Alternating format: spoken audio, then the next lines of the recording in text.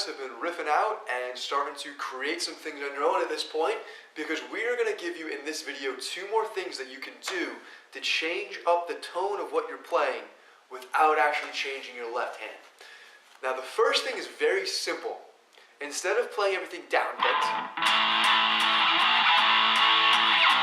you're going to play with an alternate strumming pattern. Now if you can downpick everything and you've practiced along and you've followed these videos, this shouldn't be too hard to do at this point. So I want you to take the riff from last video, and instead of downpicking, I want you to alternate pick everything, and it looks like this.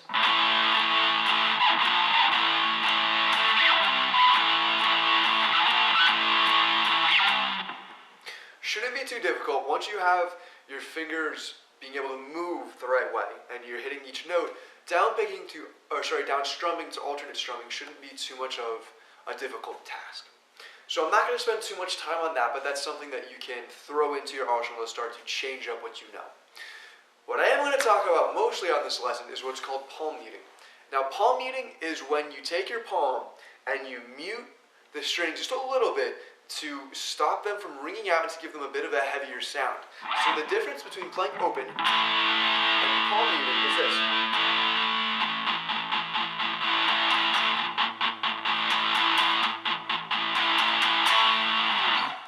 It gives you a bit of a heavier and more of a chugging sound that you can add to your guitar, and it's very easy to do. Now, every guitar is a little bit different when it comes to the sweet spot for palm muting. However, in general, they are right above the bridge. So wherever your strings end up kind of clamping down on the back, you want to put your hand just a bit in front of that. Like that. A great way to practice this, or not to practice this, is to find this spot, is to start with your hands high up and move your hand down until you find the best sound. The reason for this is if you palm mute and you move your hand too far up, you completely mute the strings. Okay? So if you start with your hand up, and you don't put too much pressure with your palm, just enough.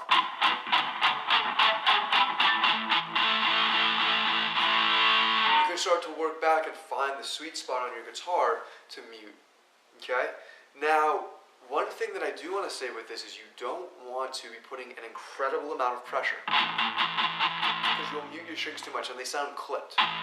Clipped, muted. Clipped, muted.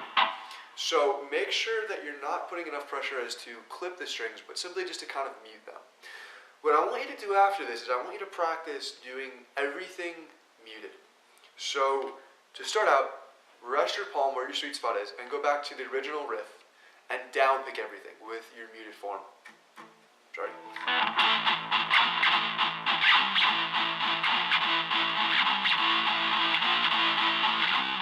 And just get used to how that feels.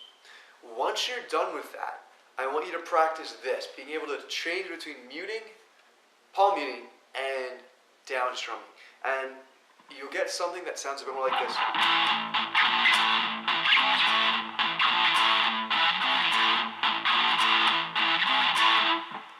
And the way this works is this riff kind of works in sets of 4 strums. You strum 4 times and it kind of repeats.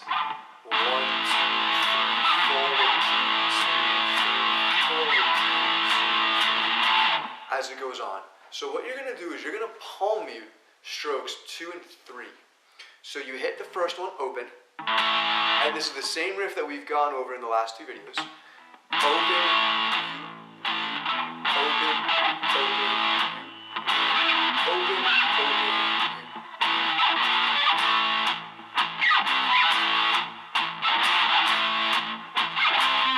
And what this does is it starts to get you to be able to mute the strings at will instead of just kind of resting your palm there all the time or having it taken off the whole time. So when you palm mute, one other thing I want to mention is you really don't strum up too much when you palm mute. You really don't. You really just strum down for the most part when you palm mute. So don't be afraid when you're palm muting to simply strum down. Okay?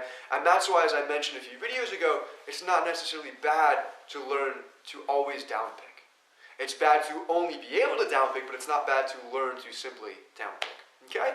So use these things, start riffing out, and please start creating your own riffs. Please do not just stick to this 5-6, 5-8 riff that we've been going over. It will really help help you out to come up with your own riffs, and it will really give you a lot of practice making your own things, which is in the end what you really want to be able to do. So come back in the next video, we're going to expand this even more, and we're going to create some more cool stuff. See you soon.